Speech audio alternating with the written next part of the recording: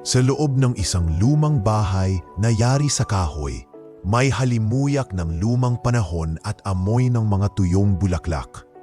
Doon, sa sulok ng maliit na sala, umuugoy sa sirasirang silyang kahoy si Milagros Talavera. Uminang kung tawagin ng mga taga-barangay. 95 na siya, ngunit sa kabila ng pagkulubot ng balat at panghihina ng katawan, malinaw pa rin ang kanyang alaala. Lalo na kapag tungkol kay Romualdo, ang nawawalan niyang asawa. Mahigpit ang hawak niya sa isang lumang larawan. Binalutan na ito ng manipis na plastik at kahit kupas na ang kulay, hindi pa rin maitatanggi ang mga ngiting totoo sa kanilang mukha. Naroon siya at si Waldo, masayang nakatayo sa gitna ng taniman ng gumanela. Pareho silang nakaputing kamiseta, pawisan, pero masaya. Romualdo, bulong ni Minang, halos pabulong lang sa sarili. Saan ka ba talaga dinala ng tadhana? Tahimik sa paligid. Tanging langit-ngit ng silya at ihip ng hangin mula sa bukas na bintana ang maririnig. Sa likod ng kanyang upuan, mga lumang larawan ang nakadikit sa pader. Larawan ng kanilang kasal na ginanap sa isang baryo sa Laguna. Mga kuha sa pista kung saan siya'y nakasuot ng barot saya, habang si Waldo ay nakabarong at may hawak na bandila. Narian din ang mga larawan ng kanilang munting taniman ng pechay, kamatis at oregano sa bakuran. Sa isang mesa malapit sa pinto, pumasok si Noel, ang kanyang apo sa panganay na anak na lalaki. Bit-bit nito ang isang plastik ng gamot at isang maliit na tray ng merienda, tsampurado at tuyo. Lola, kain ka na po muna. Mainit pa yan, sabi ni Noel. Inilapag ang tray sa maliit na mesa. Napansin niya agad ang larawan sa kamay ng matanda. Si Lolo Waldo na naman po ang tinititigan niyo. Ngumiti si Noel habang lumapit. Umupo siya sa sahig sa tabi ng rocking chair ng kanyang lola. Hawak ang tuwalyang pamunas ng pawis nito. Oo, Noel. Hindi ko talaga maiwasan. Ang tagal na niyang nawala, pero hindi pa rin ako tinatantanan ng tanong sa isip ko. Sagot ni Minang habang dahan-dahang ipinapatong ang larawan sa kanyang dibdib. Siguro po kung buhay pa si Lolo, mas matanda lang siya ng 3 taon sa inyo. No? Tanong ni Noel. Pilit na ginagawang magaan ang usapan. Ngunit umiling si Minang. Hindi ko alam kung buhay pa siya o matagal nang kinuha ng Diyos. Basta ako, hindi ko matanggap na basta na lang siyang nawala. Isang araw, nagpaalam para magtinda ng tanim sa Maynila. Tapos, wala na. Hindi na bumalik. Hindi rin namin natunton kung nasaan. Tahimik si Noel. Hindi niya alam kung ano ang isasagot. Halos araw-araw niya itong naririnig mula sa kanyang lola. Ngunit sa araw na ito, may kakaibang bigat sa mga salita nito. Parang may hinihintay si Minang. Parang may pinipilit tapusin sa puso bago tuluyang magpaalam sa mundo. Alam mo, Noel, dugtong ng matanda, noong mga panahong wala pang telepono, wala pang email, ang sulat lang ang pag-asa ko. Araw-araw akong naghihintay ng liham, pero kahit isang piraso, wala. Tumingin si Noel sa mata ng kanyang lola. Lola, kung gusto niyo po, tulungan ko kayong hanapin si Lolo. Nagulat si Minang. Ha? Tutulungan mo ako? Opo, marami na pong online records ngayon. Baka may makuha tayong impormasyon. Pwede tayong pumunta sa munisipyo, sa mga simbahan, at kahit sa mga newspaper archives. Gamitin natin ang panahon habang malakas pa po kayo. Seryoso ang tono ni Noel. Napaluha si Minang. Hindi niya akalaing may makikinig pa sa kanya. Akala ko ako na lang ang may pakialam sa pagkawala niya. Akala ko ako na lang ang naghahanap. Hindi po, ako rin po. Ako, bilang apo niyo, gusto kong malaman ang totoo. Hindi para sirain ang alaala ni Lolo, kundi para matapos ang tanong na matagal nang nasa puso niyo. Tahimik.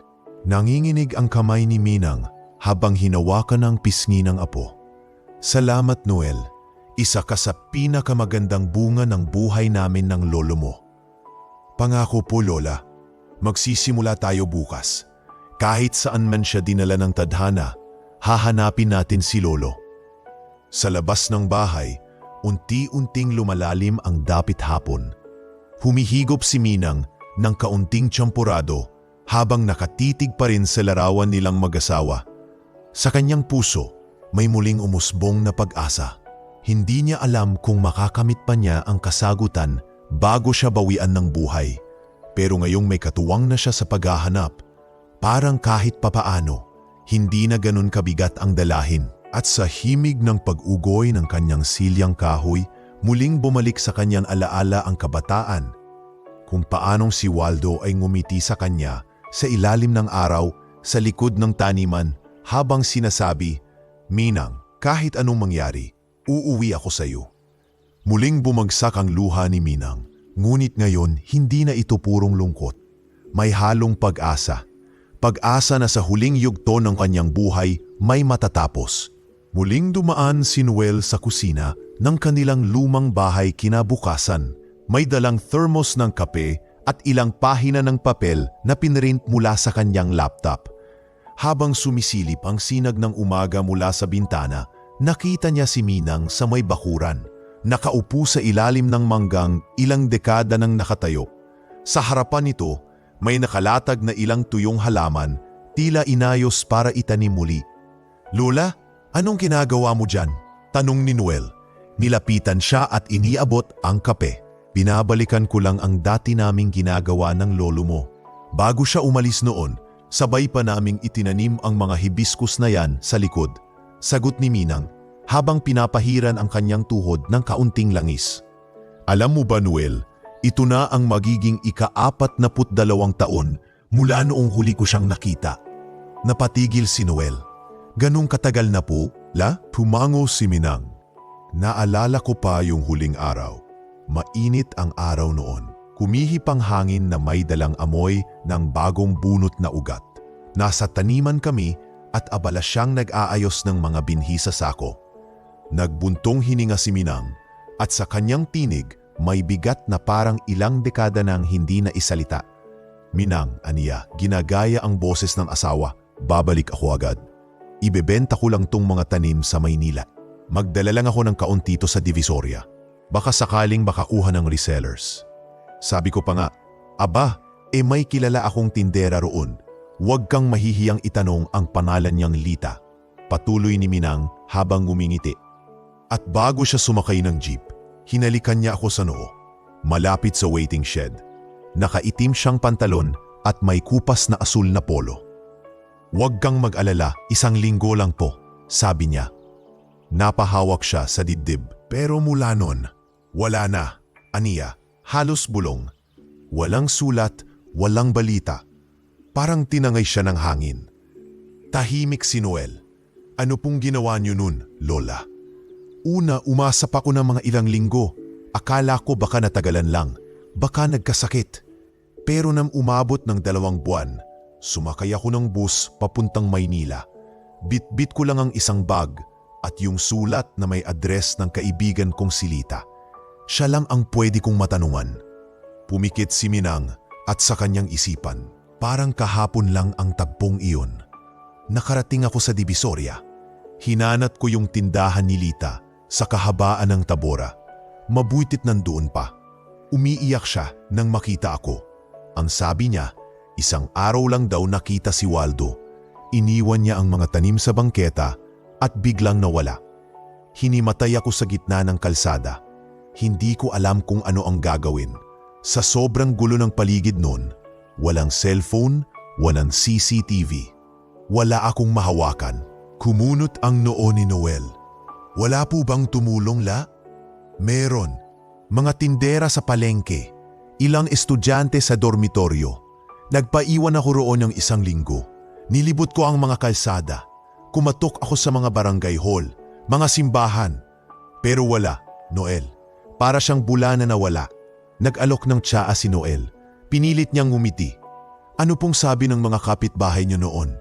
Ngumiti si Minang, mapait. "May mga tumulong. May ilan pa nang gustong isama ako sa Maynila ulit para maghanap. Pero mas marami ang nagsabing baka raw iniwan na lang ako ni Waldo." "Minang," sabi nila, "hindi mo alam baka may ibang babae na yan." Tumawa siya pilit. Alam mo ba, Noel? Hindi ako naniwala.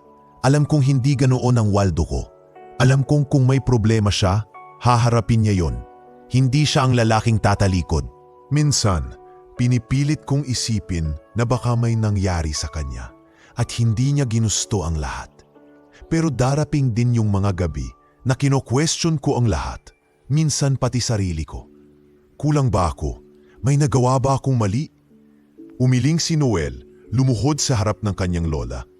Lola, hindi niyo po kasalanan yun. Maling-mali ang ganong isipin. Napakaganda po ng pagmamahal niyo sa kanya. Nagpatuloy si Minang, mas mahina ang tinig. Dumaan ang mga taon.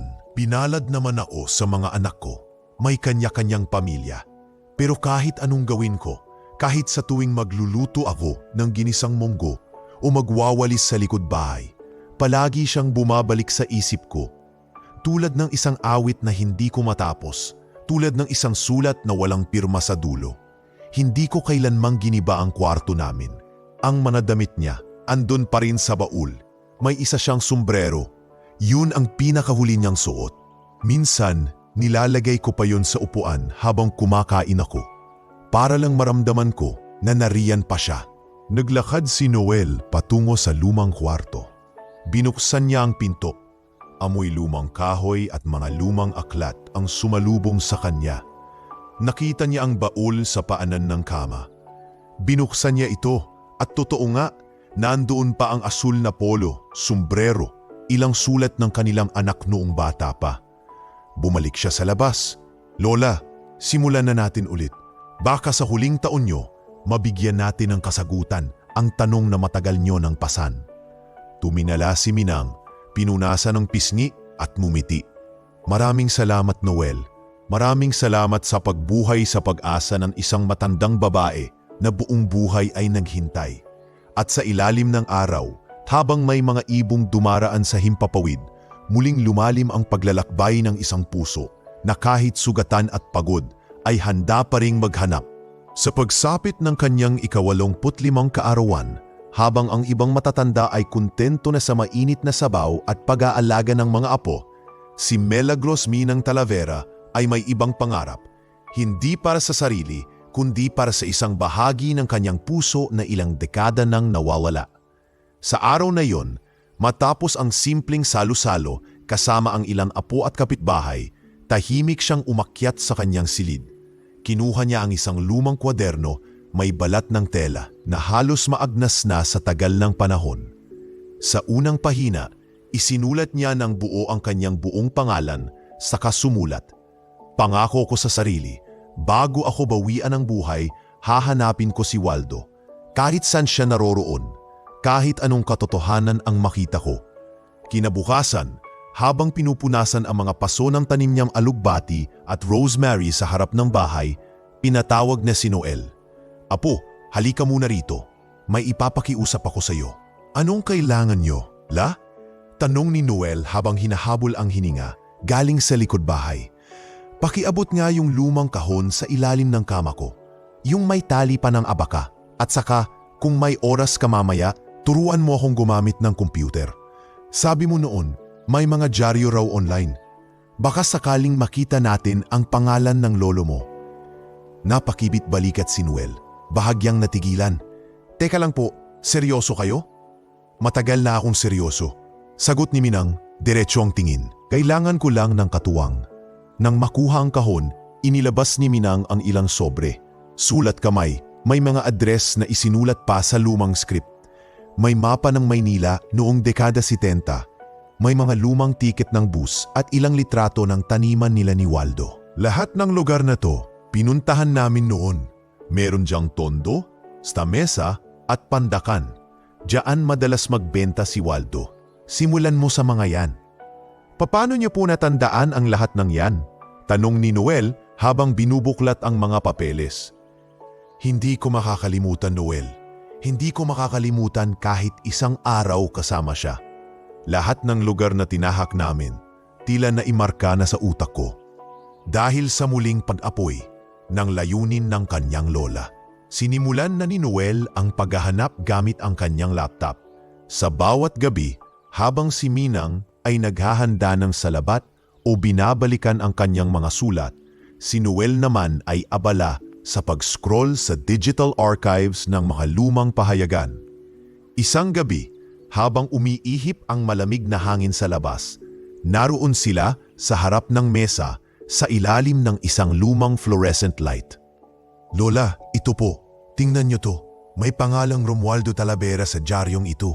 Bagong Buhay Bulletin, 1983. May insidente raw sa isang bangketa sa Recto. May lalaking nadulas daw at naospital. Nanyaki ang mata ni Minang. Romualdo? Teka, may middle initial ba? Anong ospital? Teka, wala pong middle initial pero parehong spelling ng pangalan. At isa lang ang Romualdo Talavera sa record ng yan. Dinala raw sa Philippine General Hospital. Walang kamag-anak na kumuha. Tapos may follow-up na news item. Pero wala nang sumunod. Napatayo si Minang, nanginginig. "Noel, yan na yun. Baka yan na ang sinasabi ko sa sarili ko palagi.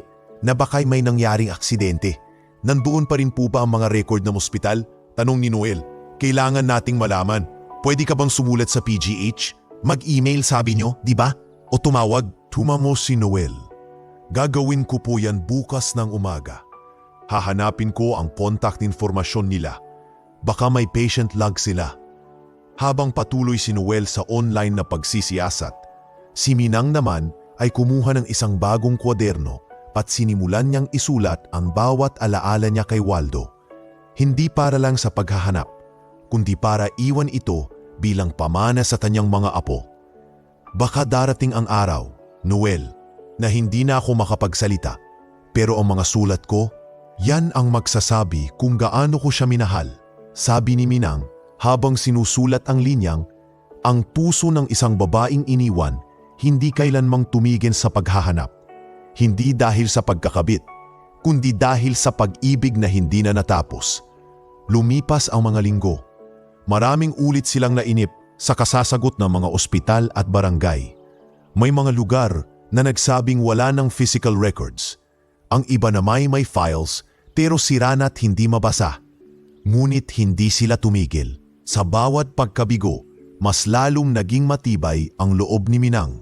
Isang gabi, habang naririnig ang mahina at pamilyar na pagtipa ng keyboard mula sa silid ni Noel, si Minang ay nagdarasal sa altar.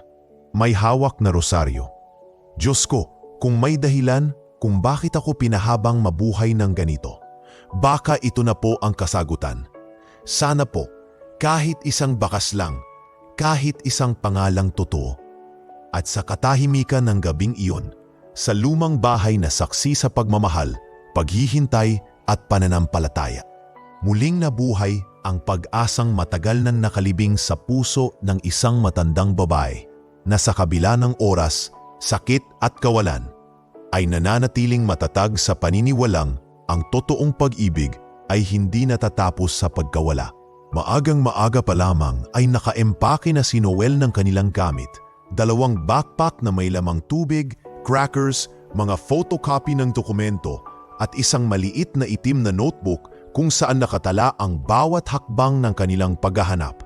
Sa loob ng tricycle, nakaupo si Minang at nakasuot ng malinis na blouse na ginamit lamang niya tuwing may importanteng okasyon.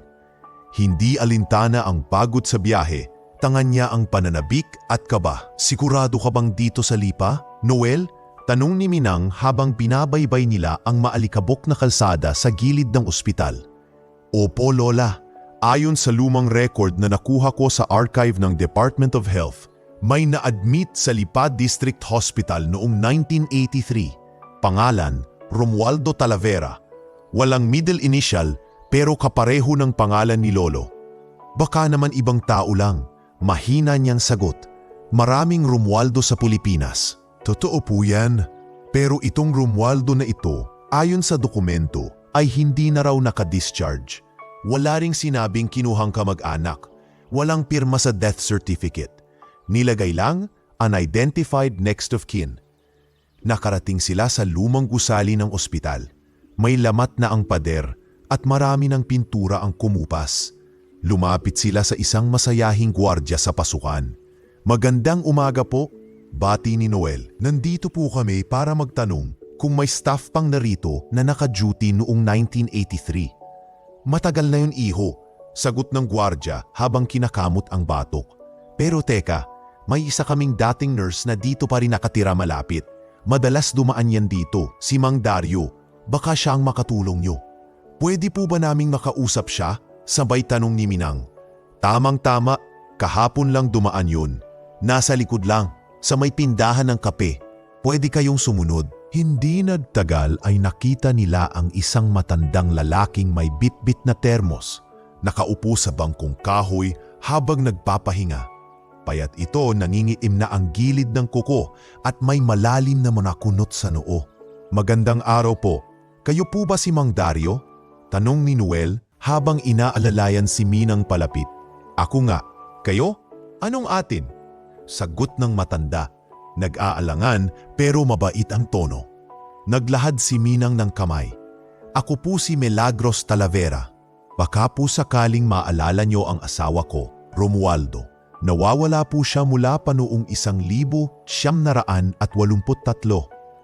Ayon po sa record, may na-admit daw dito na may parehong pangalan. Napatingin si Mang Dario sa pangalan. Tila may biglang kinurot sa kanyang alaala. Romualdo, Talavera, teka, kumunot ang kanyang noo. May naaalala akong pasyente. Dinala rito puno ng sugat ang ulo, galing daw sa bangketa sa gilid ng palengke. Matamlay, walang masabi. Hindi namin makausap. Ni pangalan nga, hindi siya nagsabi. Wala po siyang ID o papel? Tanong ni Noel. Wala.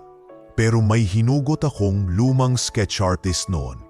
Sinubukan naming ipasketch ang mukha niya habang buhay pa. Hindi ko alam kung para saan. Siguro para kung sakaling may maghanap. Tumayo si Mang Dario at lumakad papasok sa likod ng kanyang maliit na bahay. Makalipas ang ilang minuto, bumalik ito na may hawak na folder, manipis at amoy amag. Eto, hindi ko alam kung kayo ito, pero inilapag niya ang lumang papel sa harap ni Minang. Dahan-dahang kinuha ni Minang ang sketch. Nang makita niya ang hugis ng mukha, ang guhit ng kilay, ang mata na tila palaging malungkot, napasinghap siya. Napakapit siya sa dibdib at nagsimulang manginig. Waldo, bulong niya, namumugto ang mata. Ikaw ito. Tahimik si Noel. Hindi siya makapaniwala. Ang ilang dekadang paghahanap, tila dahan-dahang umuusan sa kasagutan. Nagtagal siya rito ng 1 linggo. Patuloy ni Mang Dario. Pero lumala ang kondisyon niya. Hindi na siya umabot. Walang dumating na kamag-anak. Nakiusap ang ospital sa munisipyo. Sa huli inilibing siya sa pampublikong sementeryo sa kabilang baryo. Santa Teresa Cemetery. May marker po ba? Pangalan? Tanong ni Noel. Meron, pero simpleng lapida lang, hindi opisyal. Basta't inilagay ang pangalan base sa sketch at record ng ospital. Walang birthday, walang detalye. Basta Romualdo Talavera. Napatingin si Minang sa langit, halos maluha-luha. Noel, siya na yun. Matagal ko nang nararamdaman. Kaya hindi na siya bumalik. Hindi niya ako iniwan. Nawala siya sa paraang hindi niya ginusto. Muling bumalik sa isipan niya ang huling halik ni Waldo sa kanyang noo, ang tapik sa balikat, ang mga tanim sa sako. Parang isang pelikulang bumalik ang eksena sa kanyang harapan. Pwede po ba kaming pumunta sa sementeryo ngayon? Tanong ni Noel. Tumango si Mang Dario. Sasamahan ko ngayon. Hindi ko alam kung maaayos pa ang puntod. Pero kung totoo ngang siya yun, may karapatan kayong makita. Habang nilalakbay nila ang makipot na daan patungo sa sementeryo, tahimik lang si Minang. Pinagmamasdan niya ang paligid, ang mga uno, ang mga ibong lumilipad. Sa kanyang isip, tuluyan nang nagkakaroon ng hugis ang sagot sa tanong na matagal na niyang pinapasan. Ngunit ang pinakamasakit sa lahat ay hindi pa iyon ang huling sorpresa na naghihintay sa kanya sa loob ng sementeryong iyon. Mainit ang araw nang makarating sila sa Santa Teresa Cemetery. Kakaiba ang katahimikan doon. Hindi lamang dahil malayo ito sa kabihasnan, kundi dahil sa tila may bigat sa hangin na parang pinipigil ang bawat hakbang ni Milagros. Nakahawak siya sa braso ni Noel habang marahang naglalaad sa pagitan ng mga nicho na karamihan ay naluluman at nilalamon ng damo. Dito po yun, sa ikalawang hilera mula sa kanan. Sabi ni Mang Dario habang humakbang papasok sa mas makiot na bahagi ng sementeryo. Wala na halos dumadalaw dyan. Sa dulo ng makitid na daanan, huminto sila sa harap ng isang lumang nicho. Simple lang ito, sementong may puting pintura na halos kupas na at sa gitna ay nakalagay sa marble slab ang nakaukit, Romualdo Talavera, inilibing, Pebrero 1983. Walang larawan, walang epitaph. Tahimik si Milagros. Pinagmasdan niya ang puntod at dahan-dahang lumuhod sa harapan nito. Hinaplos niya ang gilid ng lapida at tila nanginig ang kanyang kamay. Hindi na niya mapigil ang luha. Waldo, ikaw nga, bulong niya, tinig na basag. Puno ng paghihinagpis. Ang dami ko pang gustong itanong. Bakit hindi mo ako napuntahan? Bakit wala man lang palatandaan? Pero ngayong nandito ka na, salamat. Salamat kahit paano, natagpuan na rin kita. Niyakap ni Noel ang kanyang lola mula sa likuran. Lola, tapos na po ang paghahanap. Ngunit bago pa man sila makaalis sa harap ng puntod, napatingin si Milagros sa kaliwang bahagi nito, isang katabing nicho. Halos dikit sa kay Romualdo. May bagong pintura, tila mas inalagaan at may kaunting bulaklak sa harap. Rosenda Talavera, inilibing Agosto Niño Otos Napatalima. Mahal naming ina, asawa at kaibigan. Napakunot ang noo ni Noel. Lola, pareho po sila ng apelyido? Si Milagros naman ay tila hindi makagalaw. Rosenda? Talavera? Paanong nyari yun? Napalinga si Mang Dario. Oo nga pala. Nakalimutan kong sabihin. Magkasabay silang inilibing halos. Mga ilang buwan lang ang pagitan. Ayon sa munisipyo noon, mag-asawa raw yan. Hindi opisyal pero yun ang usapan ng mga taga-baryo noon. Mag-asawa? Halos mapasigaw si Minang. Paanong mag-asawa? Ako ang asawa ni Waldo. Tahimik si Dario. Pasensya na po, hindi ko alam ang buong istorya. Basta ayon sa kwento, may babae raw na dinala rin dito, galing din sa ospital. Sumunod na linggo, pareho ng apelyido ang isinulat sa death certificate. Talavera.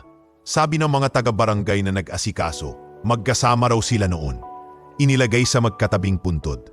Lumapit si Noel sa tagabantay ng sementeryo, si Aling Vicky, isang babaeng nasa 50 taong gulang na may kulubot ang muka at hawak ang tabot timba ng tubig. Kayo po ba ang nag-aalaga dito, Aling Vicky? Tanong ni Noel. Oo ako. Bakit iho? May kilala po ba kayong Romualdo at Rosenda Talavera? Alam niyo po ba kung sila talaga ay mag-asawa? Napakamot sa ulo ang babae.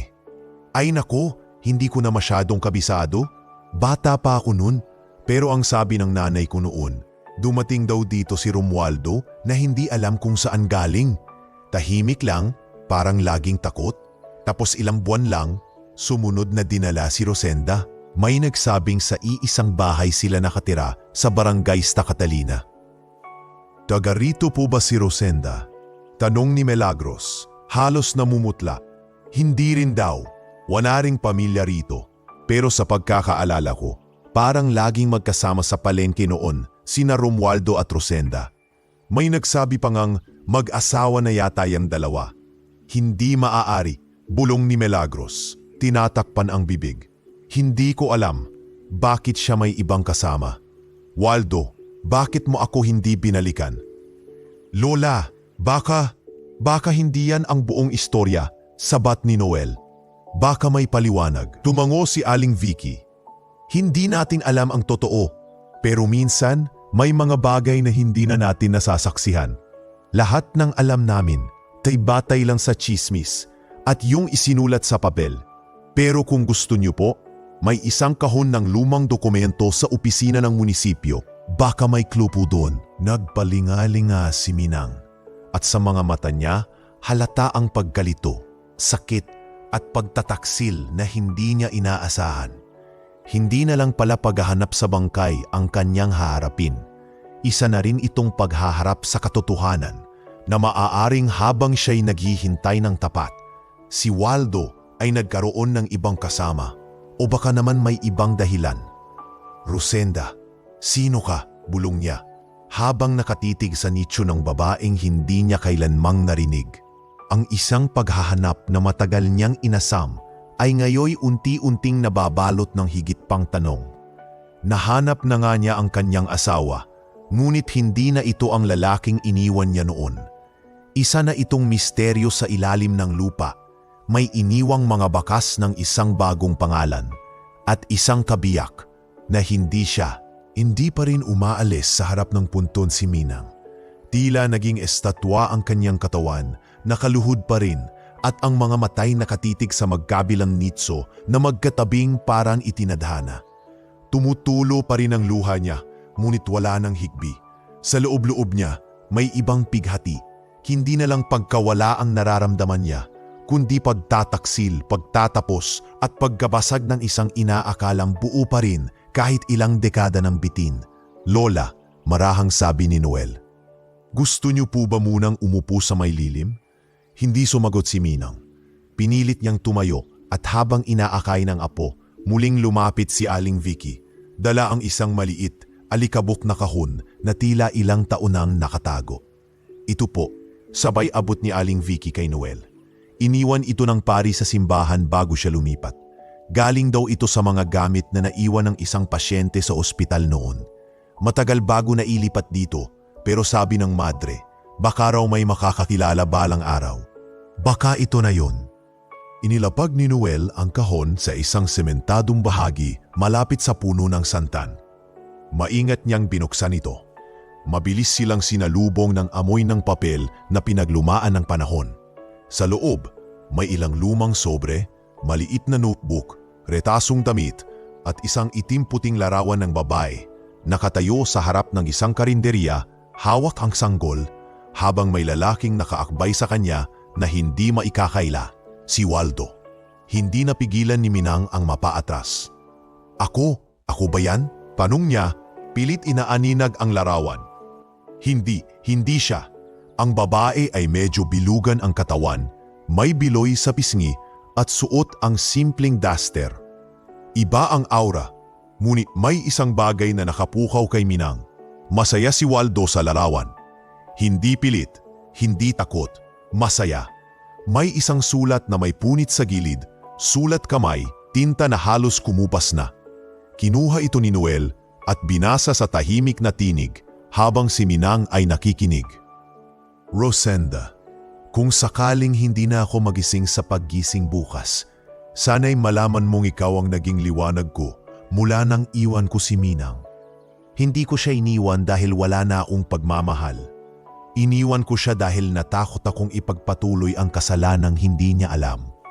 May iniwan akong pangakong hindi ko natupad, na babalik ako. Pero nang mapag-alamang may kaso pala ako na hindi ko sinasadyang masangkot. Isang aksidenteng nauwi sa pagkamatay ng isang lalaking nanakit ng kaibigan ko. Tumakbo ako. Nagtago ako. Nang makilala kita sa palengke, Rosenda, pakiramdam ko muling binigyan ako ng Diyos ng pagkakataon. Kaya pinili kong manahimik. Gumamit ako ng ibang pangalan sa umpisa. Pero nang dumating ang mga dokumentong hindi na pwedeng itanggi ang pagkatao ko, binalik ko ang apelyido ko. Huwag mo sanang pagdudahan ang pagmamahal ko sa iyo. Pero huwag mo ring kalimutan na may isang Minang na minsan kong pinakamasayang kasama sa buhay. Hindi ako bayani, isa akong duwag. Waldo, nanlumos si Minang sa bawat salitang binasa ni Noel. Nakahawak siya sa dibdib, tila pinipigilan ang pagragasa ng emosyon. Hindi ko alam, may kaso pala siya, may tinatakbuhan. Kaya pala hindi na siya bumalik. Bulong niya, nanginginig ang tinig. Tumango si Aling Vicky, nahihiyang lumapit. Pasensya na po talaga, Aling Minang. Wala kaming alam noon. Ang pagkakaalam lang namin, si Rosenda ay taga rito rin. Pero uli lang lubos. Wala siyang anak, si Waldo lang ang kasama.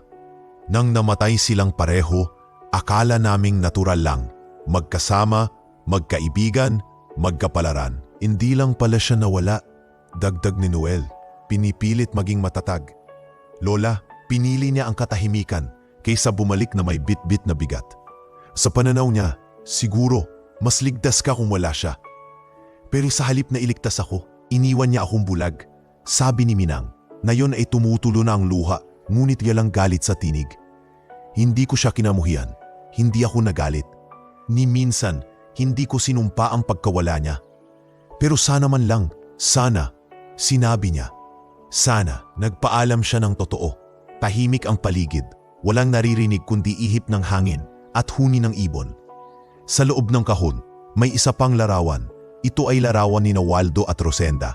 Parehong may puting buhok, nakahupo sa isang bangko sa ilalim ng puno. Malapit sa isang maliit na karinderya. Sa likod ng larawan, may nakasulat, Rosenda at Romy, Sta Catalina, Lipa, 1982. Napatigil si Minang. Romy, bulong niya. Ginamit niya ang palayaw niya. Pati pangalan, binaligtad. Wala nang Waldo, naging ibang tao na siya. Tahimik siyang lumapit muli sa puntod at inilagay ang larawan pabalik sa kahon. Kung ito ang buhay na pinili mo, Waldo, sana naging masaya ka. Hindi ko alam kung naging tapat ka sa kanya o kung ako'y nilimot mo. Pero ngayon, kahit masakit, tanggap ko na. Hinawakan siya ni Noel. Lola, gusto niyo po bang dalhin ang kahon? Hindi apo, aniya, mahina ngunit buo ang loob. Diyan na lang yan, sa kanila na yan. Hindi ko na kailangan dalhin ang nakaraan. Ang mahalaga, alam ko na. Tumayo siya, marahang inayos ang sombrero, at huling beses na tumingin sa magkatabing puntod. Paalam Waldo, hindi na kita hahanapin. At sa araw na iyon, sa katahimikan ng isang lumang sementeryo sa Lipa, isang pusong matagal ng sugatan, ang sa wakas ay nakahinga. Hindi dahil sa nakamit ang hustisya, undi dahil natanggap na nito ang katotohanan. Gaano man ito kasakit. Sa gabing iyon, sa maliit na silid ng transient inn malapit sa sementeryo, tahimik lang si Milagros habang nakaupo sa isang lumang silya sa tabi ng bintana. Hawak niya ang sulat ni Waldo, guhit ng lumang tinta na halos punit-punit na sa kahinaan ng papel. Ilang ulit na niya itong binasa, pero tila hindi pa rin siya nagigising mula sa isang masalimuot na panaginip.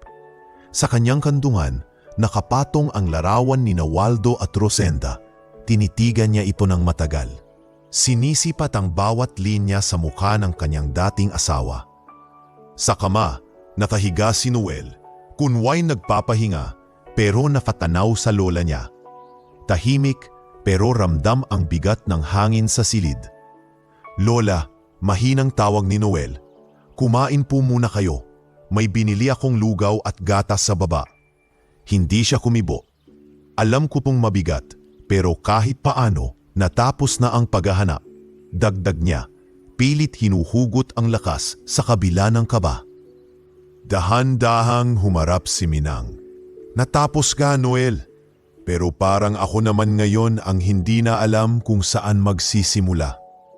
Tumayo si Noel, lumapit sa kanya at lumuhod sa harap. Hindi niyo kasalanan, Lola. Huwag niyong sisisihin ang sarili niyo. Ngunit umiling si Minang. Mabagal, mabigat. Baka ako ang dahilan kung bakit siya natakot. Baka ako ang nagtulak sa kanya para lumayo. Masyado ba akong maprinsipyo? Masyado ba akong mapilit sa tamang landas? Hindi ko na alam, Noel. Lola, mahina ngunit mariing sambit ni Noel. Hindi po kayo ang dahilan. Si Lolo ang pumili na takbuhan ang problema niya. At kahit pa gusto niyang magsimulang muli, hindi ibig sabihin noon na hindi na kayo mahalaga. Ang pagkukulang niya, hindi niyo kasalanan. Hindi sumagot si Minang. Inilapag niya ang sulat sa mesa sa tabi ng bintana at ipinikit ang mga mata. Doon lang siya umiyak. Hindi na sa harap ng puntod, kundi ngayon sa katahimikan ng kwartong puno ng alaala. Hindi siya humahagulhol. Basta dahan-dahang tumulo ang luha. Parang ulan sa gabi. Tahimik, ngunit hindi mapigilan. Lumipas ang gabi. Hindi na niya kinuha ang pagkain. Hindi na rin siya nagsalita. Si Noel, naghintay lang sa tabi. Hanggang sa makatulog ito sa sahig, nakasandal sa kama. Hawak pa rin ang cellphone niya na nakabookmark sa pangalan ni Waldo. Kinabukasan, pagbalik nila sa bahay sa Laguna, napansin agad ng mga kapitbahay ang pagbabago kay Minang. Hindi na siya lumalabas para magdilig ng halaman. Hindi na siya tumatanggap ng bisita. Ang dating siglang ipinagmamalaki ng matanda ay parang naglaho sa isang iglap. La, gusto mo pugang samahan kita sa taniman? Alok ni Noel isang umaga habang hawak ang basket ng garden tools. Hindi na, apo. Sagot ni Minang. Nakaupo sa duyan, walang ngiti, walang sigla sa mata. Wala na akong gana magtanim. Parang wala na akong inaalagaan kundi ang sarili kong pag-alaala. Ilang araw, naging linggo, bumagal ang kilos ni Minang. Mas madalas siyang nakaupo na lang sa silid. Hawak ang kwaderno niya ng mga alaala. Hindi na niya ito sinusulatan. Tinititigan lang. Sa bawat pahina, naroon ang mga guhit ng isang pangarap na hindi na natupad. Lola, baka gusto mo magsimba tayo bukas? Alok ni Noel isang gabi. Hindi na rin anak. Hindi ako galit sa Diyos, pero gusto kong manahimik muna. Sa mga susunod na araw, naging mas kapansin-pansin ang pagbaba ng kalusugan niya. Nagsimula siyang mahilo tuwing naglalakad. Nawawala ng gana sa pagkain. Tumitigil sa pagsasalita sa kalagitnaan ng pangungusap at minsan ay nauupo na lang na nakatitig sa kawalan. Isang gabi, habang hinuhugasan ni Noel ang pinagkainan nila, narinig niya ang pamubo ng matanda. Matagal, mabigat. Tumakbo siya sa silid. Lola, ayos lang po kayo? Tanong niya, agad inabot ang baso ng tubig. Tumangulang si Minang, nangingiti ngunit mahina. Pasensya ka na Noel, nahulog yata ang dibdib ko sa bigat ng alaala. Nagpatawag ng doktor si Noel sa sumunod na araw, sinabing may palatandaan ng fatigue at mild dehydration at marahil depression. Pinayuhan siya ng doktor na patuloy itong aliwin, kausapin at kung maaari ay ilayo sa mga bagay na magpapaalala ng sakit. Pero paano mo aalisin sa puso ang isang sugat na nabuo hindi lang sa isang taon kundi sa kalahating siglo? Isang hapon, habang nakaupo si Minang sa balkonahe, may batang kapitbahay na dumaan. Lola Minang, wala na po ba kayong halaman? Tanong nito. Ngumiti si Minang, ngunit mapait. Wala na iha, baka hindi na sila tumubo sa kamay kong tuyot na rin. Lumapit ang bata at iniabot ang maliit na paso ng gumamela. Galing po ito sa nanay ko. Sabi niya, kayo raw ang nagturo sa kanya noon, baka gusto niyo po ulit. Dahan-dahang kinuha ni Minang ang paso, tiningnan ang maliit na usbong at sandaling natigilan. Salamat iha, bulong niya. Pagalis ng bata, pinanood siya ni Noel mula sa loob. Tiningnan niya ang lola niyang minsan naging pinakamatatag na babae sa buhay niya. Ngayon, tila kandila na dahan-dahang nauupos. At sa gabing iyon, habang binabasa muli ni Minang ang sulat na iyon sa ilalim ng lampara, naramdaman niya ang isang uri ng katahimikan. Hindi pa kapayapaan, pero isang paghinto. Isang paunang hakbang sa mas matagal na paglimot dahil ang katotohanang pinakamasakit ay minsang siya ring magpapalaya. Ngunit bago iyon, kailangang danasin muna ang katahimikan ng pagluha na hindi sumisigaw kundi unti-unting humihinto gaya ng pusong pagod na sa pagtatanong. Sa mga sumunod na araw, habang patuloy ang katahimikan sa bahay ni Minang, abala si Noel sa pagbuo ng timeline ng buong pangyayari. Umuupo siya gabi-gabi sa lumang mesa sa silid-aklatan ng bahay. May laptop sa harap, dikit-dikit ang mga papeles, lumang record, pinrint na articles, pati na rin ang larawan ng puntod ni Waldo at Rosenda. Hindi na niya maalis sa isip ang mga tanong. Bakit talaga nawala si Lolo Waldo? At paano nauwi sa lahat ng ito? Isang gabi, habang bumubuhos ang ulan sa labas, biglang may lumabas na resultang hindi niyang inaasahan mula sa isang online archive ng isang lumang dyaryo noong 1983. Isang lalaki na sangkot sa rambol sa abenida, sugatan at tinakasan ang investigasyon, huling na lamang nagtago sa Batangas. Nakapangalan doon si Romualdo Talavera. Napamulagat si Noel. Ito na nga. Agad niyang tinawagan ang hepe ng barangay sa Santa Catalina, Lipa, kung saan natagpuan ang puntod. Magandang gabi po, Kapitan. Si Noel po ito. yung apo ni Milagros Talavera. May hihingin po sana akong tulong. Oh, Noel, oo naman. Kumusta ang lola mo? Mahina po. Pero ito po, may natuklasan ako tungkol kay Romualdo Talavera. May lumang kaso raw siya sa Maynila. Gusto ko po sanang i-verify kung siya nga yung tumira riyan dati gamit ang pangalang Romy Tavera o R. Tavera. Teka, parang pamilyar. May nagtitinda noon sa palengke. Romy nga pangalan. Tahimik yon. May kasamang babae, si Rosenda nga siguro yon. Mabait naman sila. Hindi rin pala taga rito si Rosenda. Alam ko taga Bicol raw siya pero lumipat dito. Nagtayo sila ng maliit na karinderya sa tabi ng plaza. Alam niyo po ba kung may sinabing tungkol sa nakaraan niya? Wala eh. Laging tahimik yung lalaki. Parang laging may iniingatang sikreto. Pero masipag, marespeto at mahal na mahal yung babae. Agad na nagpasalamat si Noel at inilista lahat ng sinabi ng kapitan. Kinabukasan, ipinakita niya ito kay Minang. Lola, gusto ko pong ipakita sa inyo to. Ito po yung artikulo na lumabas sa dyaryo noong 1983. Nakasaad po rito na si Lolo ay nasangkot sa rambol sa avenida. Isa raw sa mga kalaban niya ang nakomatos. Napakunot ang noo ni Minang habang hawak ang dokumento. Kaya pala takot na takot siyang bumalik. Opo, hindi lang pala takot. May tinatakbuhan po siyang kaso. Siguro po kung bumalik siya, baka may kulong pa siya. O baka ikasira ng pamilya natin. Kaya po siya nagpalit ng pangalan. Ginamit lang niya ang Romy Tavera para hindi siya matuntun. Tahimik lang si Minang, nakatingin sa kawalan. Ang sakit, Noel. Kasi kahit anong dahilan, iniwan pa rin niya ako. Pero ngayon naiintindihan ko. Hindi lang pala takot sa akin, kundi takot sa sistema, sa sarili, sa buong mundong kinatatakutan niyang harapin. Lola, may sinabi rin po yung kapitan. Wala raw alam si Rosenda tungkol sa buong pagkatao ni Lolo. Akala niya si Romy ay ulilang walang pamilya. Pinulungan lang raw siya noon nung nakitang sugatan at walang matuluyan. Sa palengke raw sila unang nagkakilala. Rosenda, sambit ni Minang. Baka siya ang naging tagapagligtas ni Waldo sa mga panahong gusto na niyang magpakalayo.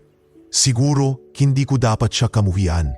Pareho lang kaming naging biktima ng katahimikan ni Waldo. Tiningnan ni Noel ang notes niya. Lola, pareho raw silang namatay sa sakit. Si Lolo, cardiac arrest. Si Rosenda, 3 buwan ng pagitan dahil sa matagal lang sakit sa baga. Wala silang anak, pero laging magkasama.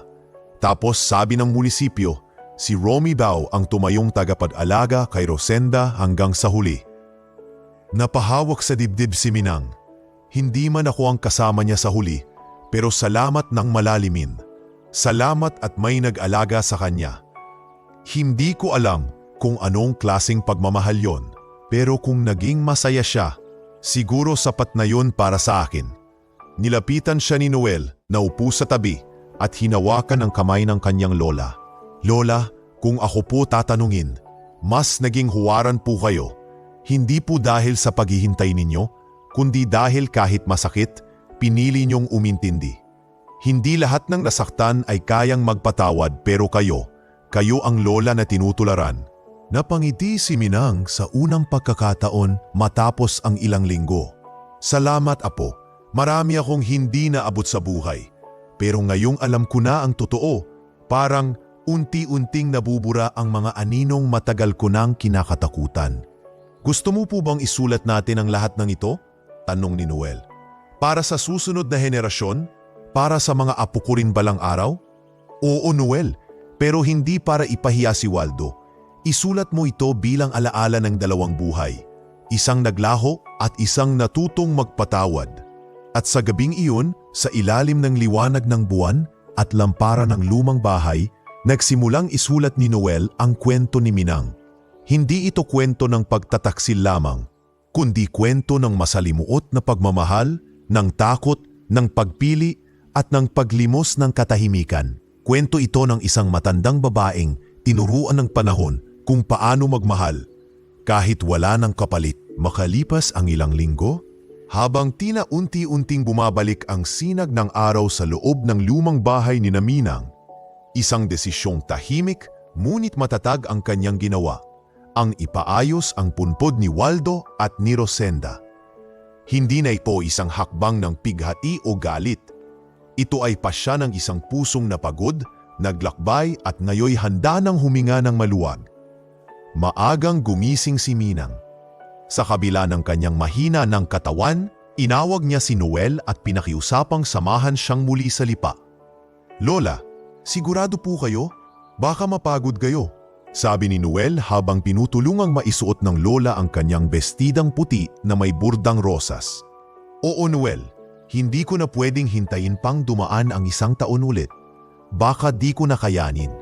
Kailangan ko nang isara ang pinto ng kahapon.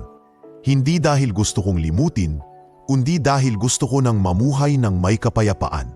Habang nasa biyahe, tahimik lang si Minang. Hawak niya ang isang maliit na sobre na may sulat para sa kura paroko ng simbahan sa lipa. Nakatingin siya sa bintana, pinagmamasdan ang mga taniman sa gilid ng kalsada. At sa bawat pagdaan ng punong nara o kalachuchi, pakiramdam niya'y isa itong pahina ng kanyang buhay na isinara niya na. Pagdating sa sementeryo, sinalubong sila ni Aling Vicky. Halata sa mukha nito ang gulat at tuwa nang makita ang matanda. "Ay, Aling Minang, bumalik kayo. Mabutit malakas pa kayo ha?" Bungad ng babae habang bitbit ang kanyang timba. "Mabuti pa sa katawan ko, may tinig pa. Pero sa puso ko, gusto ko lang tapusin ang matagal ko nang hindi natatapos." Mahinang sagot ni Minang. "Noel, nandyan na ba yung maso na kinausap natin?" Tanong ng matanda sa kanyang apo. "Opo Lola, mamayang 10:00 sisimulan na nila ang pagpapalinis at pagpapatayo ng bagong lapida. Naayos ko na rin yung design base sa gusto ninyo." Lumapit si Minang sa puntod ni Waldo. Pinagmasdan niya ito. Lumapit din siya kay Rosenda at sa kauna-unahang pagkakataon, tinanaw ito hindi bilang isang babae na pumalit sa kanya, kundi isang babaeng naging bahagi ng panahong wala siya sa piling ng kanyang asawa. "Kayo pala Rosenda," bulong ni Minang habang nakatingin sa pundod. "Hindi ko alam kung paano kayo nagtagpo, pero salamat. Salamat at inalagaan mo siya. Alam ko, hindi mo rin alam ang buong pagkatao niya, pero ginawa mo pa rin ang parte mo bilang asawa." Tumingala siya sa langit at sa mahinang tinig, bumulong, "Panginoon, sa araw na ito, hindi ko na sila lalabanan sa loob ng puso ko. Hindi ako magdadala ng galit sa aking libingan. Tanggap ko na ang lahat." Inilabas ni Noel ang isang kandila at sinindihan ito sa gitna ng 2 puntod. "Lola, gusto niyo pong magdasal tayo?" Tumango si Minang. Magkahawak sila ng kamay, nagdasal ng Ama namin at Aba Ginoong Maria. Sa huling bahagi, si Minang ay nagdagdag, "Patawarin mo siya, Panginoon. Kung siya man ay nagkamali, ako na rin ang nagpatawad. Bigyan mo siya ng liwanag sa kabila. At kung sakaling muli kaming magkita sa kabilang buhay, sana sa wakas walang kasinungalingan, walang takot at puno ng katapatan." Nang sumunod na linggo, sinulatan ni Minang ang simbahan. Ipinadala niya ang sobre na may bayad para sa 2 misa. Isa para sa kaluluwa ni Waldo at isa para kay Rosenda. Isinulat niya rin ang maikling mensahe na idadagdag sa pagninilay. "Para sa 2 kaluluwang nagsama sa katahimikan ng kapalaran. Hindi ako ang hinirang, pero ako ang nagpatuloy. Hindi para sa kanila ang misa, kundi para sa akin na ngayoy pinipiling lumaya sa sakit na matagal kong binuhat. Milagros Talavera." Pagkaraan ng ilang araw, dumating ang bagong lapida. Maingat na itinayo sa gitna ng 2 puntod. Hindi para pag-isa ang kanilang mga labi, kundi bilang tanda ng kapatawaran. Sa lapida'y nakaukit, narito ang 2 nilalang na pinagtagpo ng takot at pagmamahal. Sa kanilang katahimikan, natagpuan ko ang kapayapaan. Hindi ito sinignat ng pangalan ni Minang. Hindi niya kailangan, sapagkat ang tunay na pagpapatawad ay hindi kailangang ipagsigawan. Ito'y ibinubulong ng puso sa harap ng puntod ng katotohanan. Pag-uwi nila sa Laguna, hindi na bumalik si Minang sa kanyang dating lungkot. Hindi rin siya bumalik sa dating sigla. Ngunit sa kanyang mga mata may ibang liwanag. Hindi masigla pero malinaw. Hindi masaya pero buo. Sa harap ng kaltar ng kanyang silid, inilagay niya ang isang bagong rosaryo at isang maliit na larawan ng krus. "Noel," tawag niya sa apo, "pakisindi nga ang kandila sa altar." "Opo, Lola." Habang sumasayaw ang apoy ng kandila, bumulong si Minang. Tapos na ang istoryang iyon. Ngayon oras ko na para isulat ang mga natutunan ko. Baka yan na lang ang maipamana ko. At doon sa isang gabi ng Disyembre, sa gitna ng malamig na hangin, nagsimulang magsulat si Minang. Hindi na ng kwento ng paghahanap, kundi ng buhay ng pagtanggap. Dahil sa wakas, naisara na niya ang pinakamahabang kabalata ng kanyang puso. Makalipas ang ilang linggo, matapos ipaayos ni Minang ang puntod ni Waldo at Rosenda, unti-unting nagbago ang ihip ng hangin sa kanyang buhay.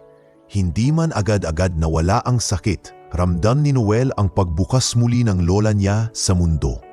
Sa bawat araw na lumilipas, unti-unting bumabalik ang liwanag sa mata ni Minang, tulad ng isang bulaklak na muling naglaladlad ng talulot matapos ang mahabang tagulan. "Lola," sambit ni Noel isang hapon habang sabay nilang pinapainit ang tinola sa kalan, "may kaibigan po ako na psychologist. Si Dr. Kiara Flores, mabait po siya at sanay sa trauma cases, lalo na sa mga matatandang may matagal na dinadala. Gusto niyo po bang makausap siya minsan?" Napaisip si Minang. "Psychologist yung para sa baliw?" Mumiti si Noel. "Hindi pula, para po sa mga pusong napagod. Para sa mga alaala na hindi alam kung saan ilalagay." Sandaling natahimik si Minang. Tapos ay tumango. "Sige, subukan natin. Hindi naman masamang may makakausap." Dumating si Dr. Kiara sa sumunod na linggo. Isang babaeng nasa 30, may maamong mukha at tinig na malumanay. Umupo sila sa ilalim ng puno ng mangga sa bakuran ni Minang at sa unang ilang minuto, puro simpleng usapan lang ang naging takbo. "Ano po ang paborito niyong putahe, Aling Minang?" tanong ni Kiara. "Adobong pusit, yung may konting alat, konting asim. Ganyan ang lasa ng buhay ko," sagot ng matanda sabay ngiti. Sa mga sumunod pang session, unti-unting nabuksan ni Minang ang puso niya. Ang mga alaala ng kabataan, ang kasiyahan nila ni Waldo, ang pagkawala, ang tanong at ang natuklasang kasinungalingan. At habang pinakikinggan siya ni Dr. Kiara, hindi siya ginagamitan ng teknikal na salita. Hindi siya inanalisa bilang pasyente, kundi bilang taong kailangang marinig at maunawaan. "Aling Minang," sambit ng doktor minsan, "ang puso niyo po parang malalim na balon. Maraming itinapon pero ngayon niyo palang nalalaman kung anong laman nito." Napangiti si Minang. "Ngayon ko lang din naisip, hindi lahat ng iniwan ay ibig sabihing walang halaga. Minsan iniwan dahil hindi nila alam kung paano hawakan ang isang bagay na napakahalaga." Bilang bahagi ng kanyang paghilom, iminungkahi ni Kiara na magsulat si Minang ng journal. Hindi lang para sa sarili, kundi para sa iba. Tinanggap ni Minang ang mungkahi. Araw-araw, bago lumubog ang araw, nauupo siya sa harap ng lamesang kahoy. Hawak ang lapis at kuwaderno. Sinimulan niya ito sa simpleng pamagat, sa mga naghintay at nasaktan, liham ng isang ina. Sa bawat pahina, isinulat niya ang mga aral ng kanyang buhay, na hindi dapat pagsisihan ang pagmamahal kahit hindi ito na ibalik ng buo, na ang pagpapatawad ay hindi kahinaan kundi kalakasan ng loob, na ang bawat sugat ay bahagi ng kwento at hindi dapat ikahiya. Ilang linggo pa ang lumipas, napansin ng mga kapitbahay na muling lumalabas si Minang. Hindi na siya namamalimos ng alaala. Sa halip, ibinabahagi na niya ito. "Lola Minang, totoo po bang sumakay kayo ng bus papuntang Maynila noon? Mag-isa?" tanong ng batang si Lailani, 6 na taong gulang, habang naglalaro ng goma sa tapat ng bahay. "Oo iha," sagot ni Minang. "At wala pa noon ang Google Maps. Gawa sa tiklop na papel ang mapa ko. At ang direksyon tanong-tanong lang." Tumawa ang mga bata at humingi pa ng kwento. Sa tuwing may pista, hinihiling ng barangay na si Minang ang magkuwento ng mga kwento ng pag-ibig ng panahon ng pista. Isa sa pinakapaborito ng mga tagapakinig ang kwento kung paanong hinatid siya ni Waldo mula bukid hanggang bahay.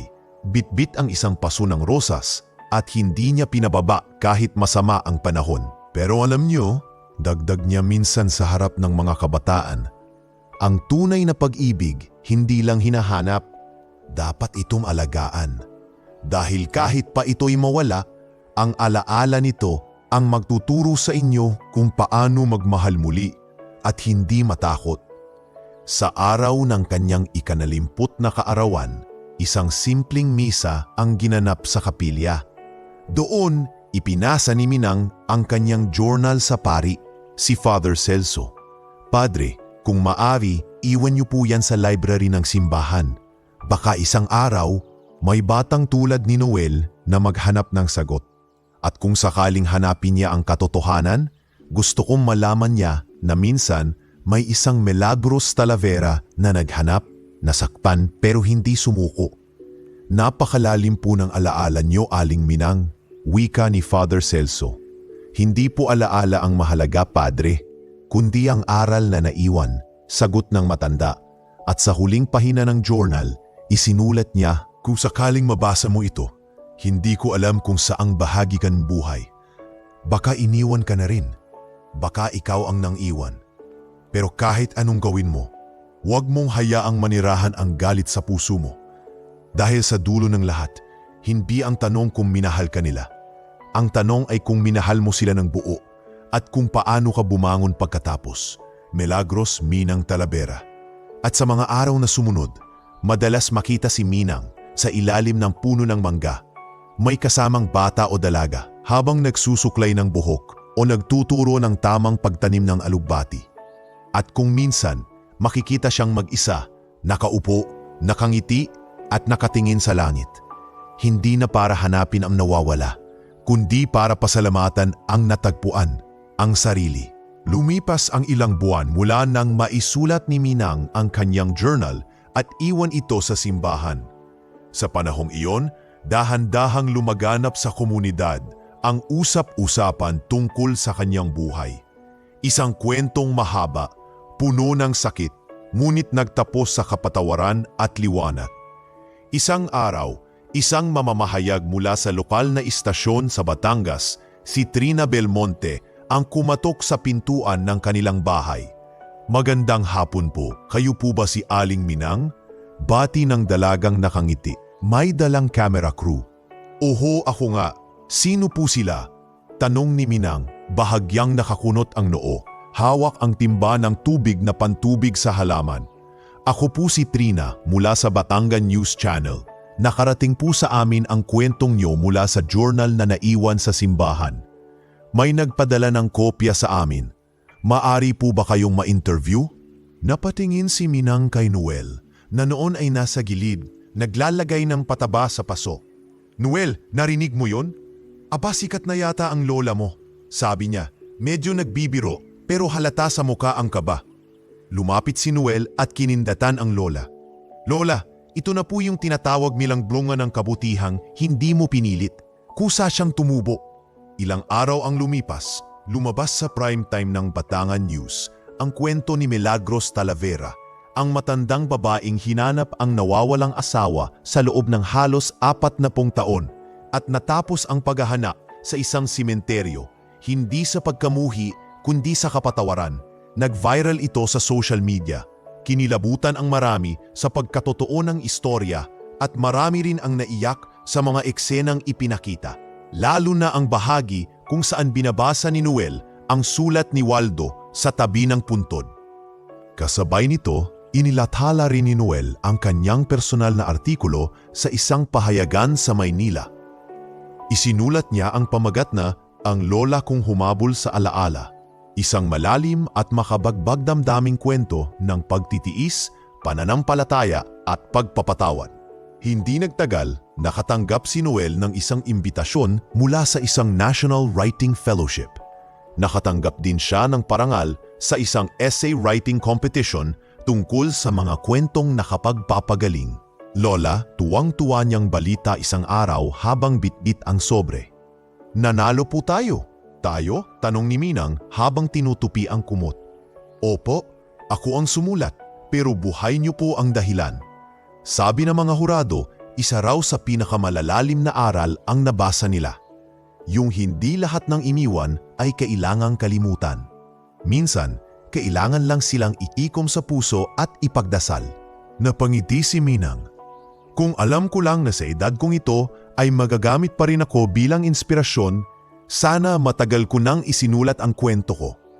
Pero siguro, kailangang pagdaanan ko muna ang katahimikan bago ko ito ibahagi. Ilang linggo matapos lumabas sa balita ang kwento ni Minang, isang sulat ang dumating sa bahay. Walang pirma, walang pangalan ng sender. Envelope lang na puti at sa loob ay may kalakip na liham at isang tseke. Mahal na Aling Minang, nabasa ko po ang kwento ninyo sa pahayagan at napanood ko rin sa TV. Ako po ay lumaki sa lola at habang pinapakinggan ko ang kwento ninyo, para ko na rin pong naririnig ang boses ng lola ko na matagal nang pumanaw. Marami po akong pagkukulang sa kanya. Pero sa inyo ko nakita kung gaano kahalaga ang pagpapatawad kahit walang paghingi ng tawad. Sa maliit kong paraan, gusto ko pong makatulong sa inyo. Sana'y magamit niyo po ito para sa mga tulad do rin, matatandang minsan ay nakakalimutan ng lipunan. Isang anak ng lola, ang tseke ay naglalaman ng halagang 250,000 pesos. Hindi makapaniwala si Noel. Lola, anonymous donor po to. Pwede po nating ipaayos ang bahay o bumili kayo ng mga gamot. Ngunit umiling si Minang.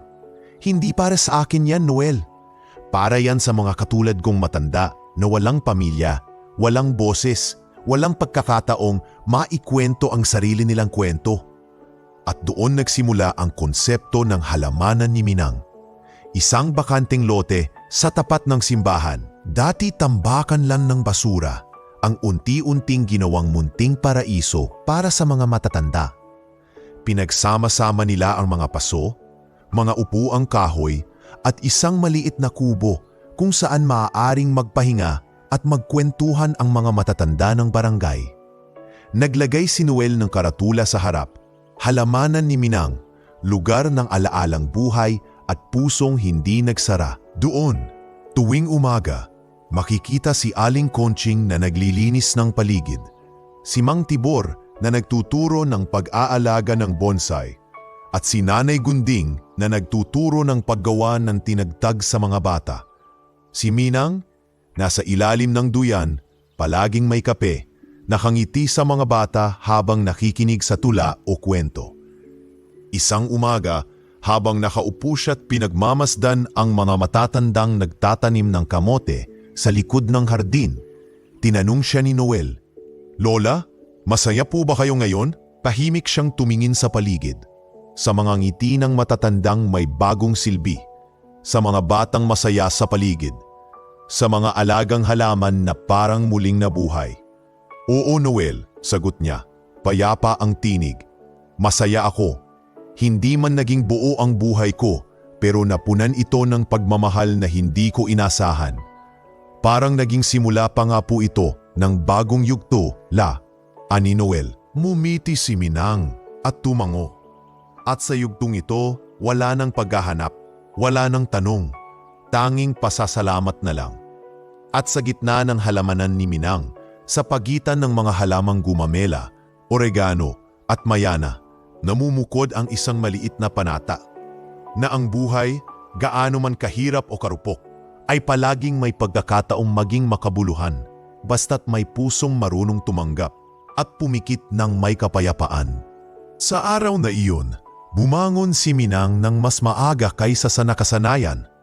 Mula sa kanyang silid, tanaw ang unti-unting pagliwanag ng langit na parabang ang mga ulap ay dahan-dahang iniaangat ng araw. Tahimik siyang nagsuklay ng kanyang mahabang puting buhok, isinusuot ang kanyang lumang blusang kulay bughaw, ang paborito niyang suotin tuwing may espesyal na okasyon. Dumating si Noel na may dalang puting rosas at isang maliit na garapon na may takip na kahoy.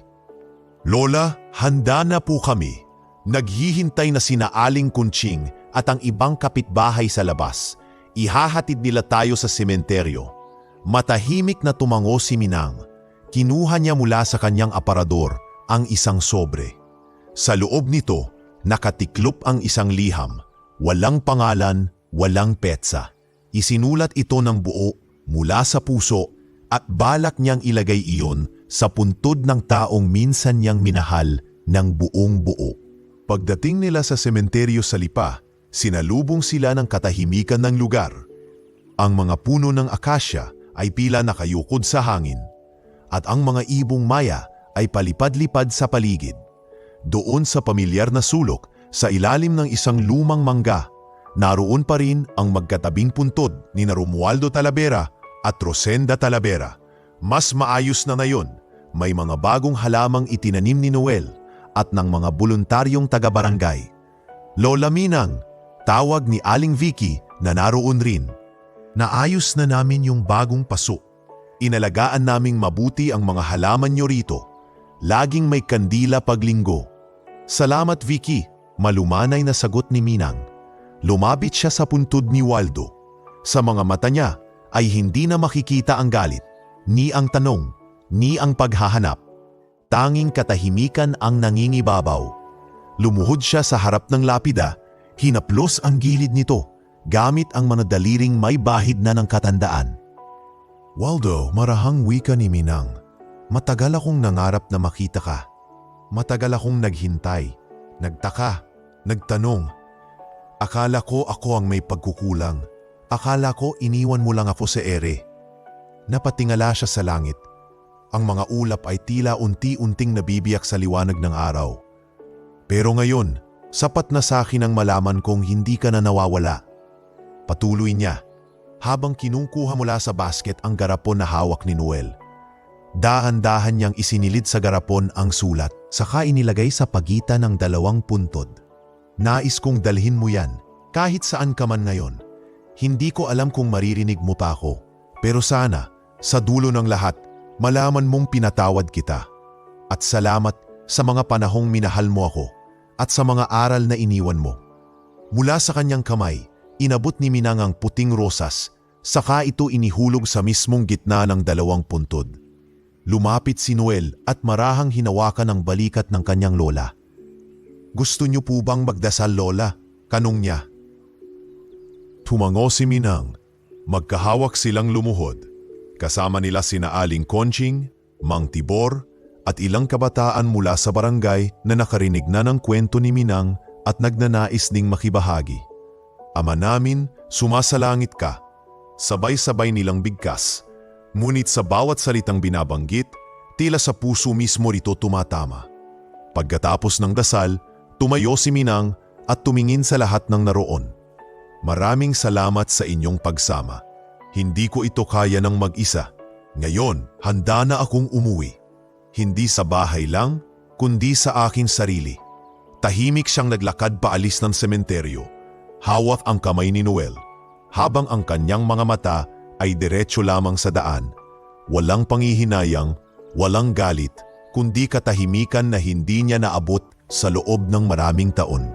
Pag-uwi nila sa bahay, agad siyang dumiretso sa kanyang altar.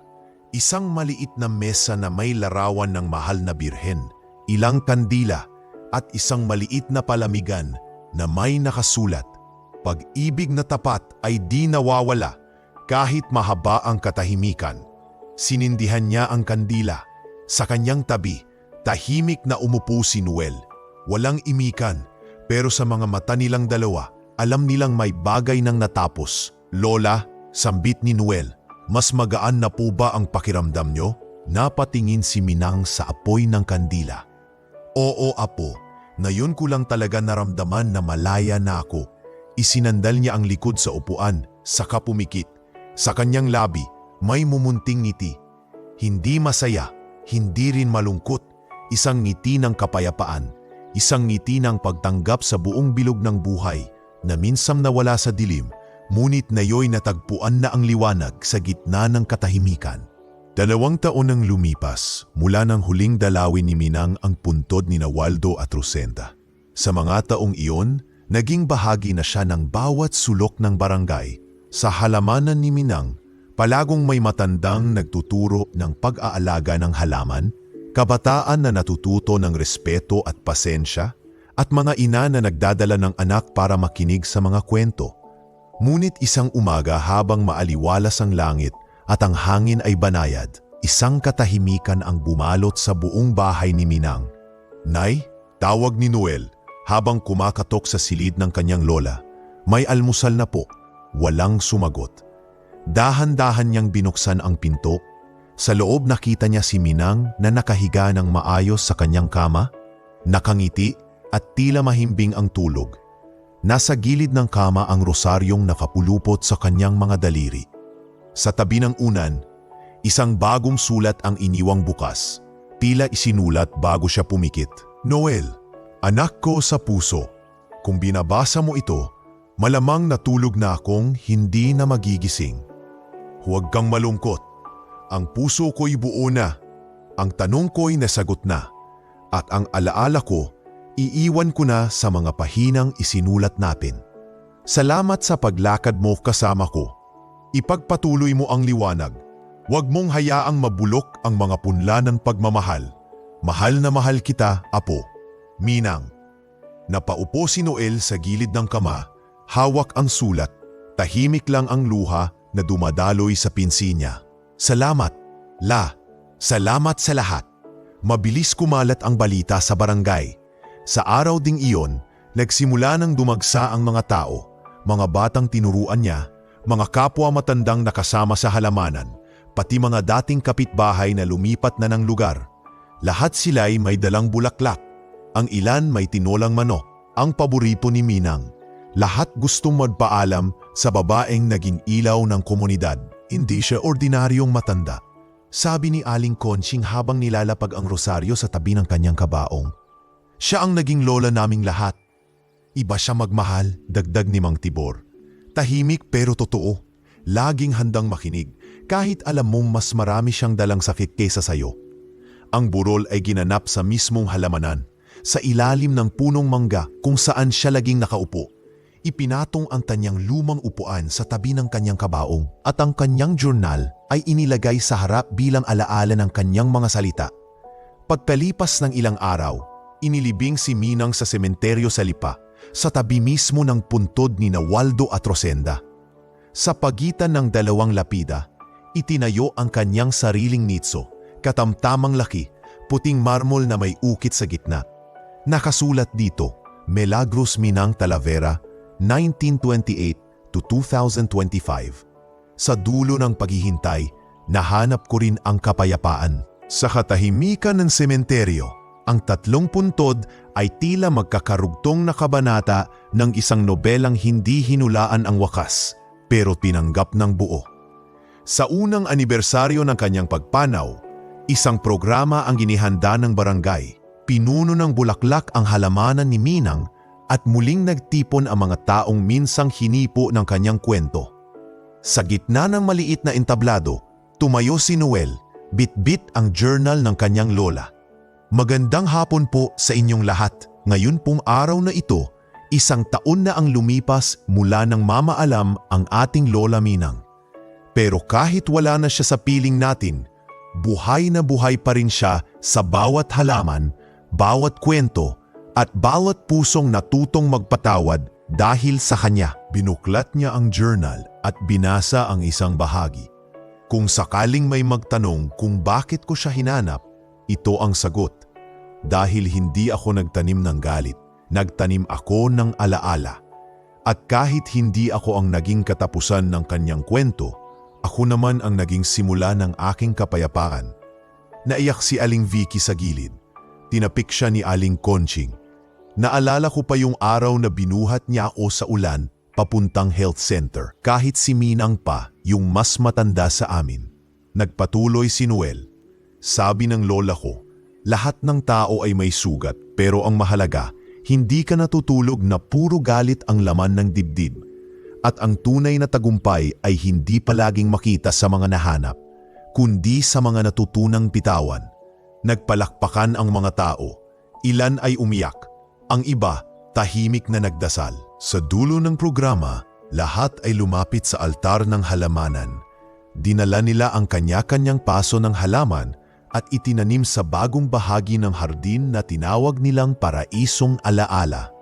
Sa tabi nito, isang marker ang inilagay para kay Minang na nagturo sa amin kung paano maghintay, magmahal at lumaya.